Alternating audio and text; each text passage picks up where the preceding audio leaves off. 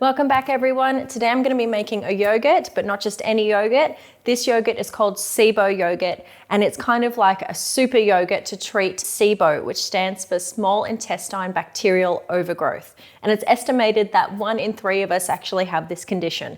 This yogurt uses leftover homemade Gasseri and Reuteri yogurt. They combine together to make this super gut healing remedy, and I'm going to show you how to do it now. To begin, you'll need some leftover Gasseri and Reuteri yogurt. We've done videos for both of those, so check those out below. And also there's some great information on our website about those as well. You'll also need 2 liters of milk, and I'm gonna be using full cream milk today. I'm gonna heat it up to 82 degrees and hold it for 10 to 20 minutes. This helps to thicken the yogurt and to get that really nice creamy texture. Before you start, it's really important to sterilize any equipment that's going to be coming into contact with the yogurt. So that's your pot, whisk, thermometer, and yogurt jar. While the milk is heating, make sure that you whisk it every now and then to prevent it burning on the bottom. Once it's done, take it off the heat and allow it to cool right down to below 42 degrees Celsius.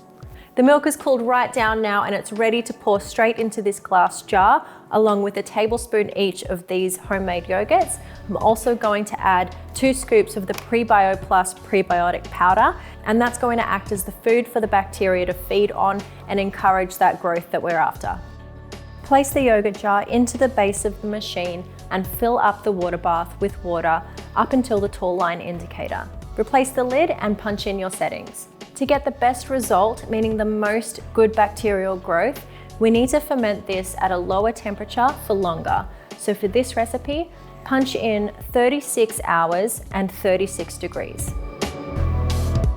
When the fermentation time has finished, place the yogurt into the fridge to chill and set for at least 6 hours. SIBO yogurt can produce a lot of whey, and that is really good for you. So go ahead and mix it through, or you can strain it off and enjoy a thicker yogurt.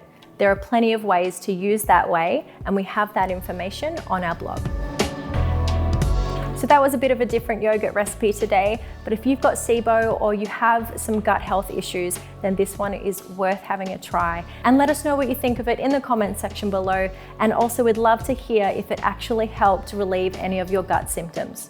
If you're keen to see more of our Luvele Life recipes, then don't forget to hit subscribe so you don't miss out on any of them. And if you enjoyed this one today, then give it a like for us, and we'll catch you again really soon with another recipe.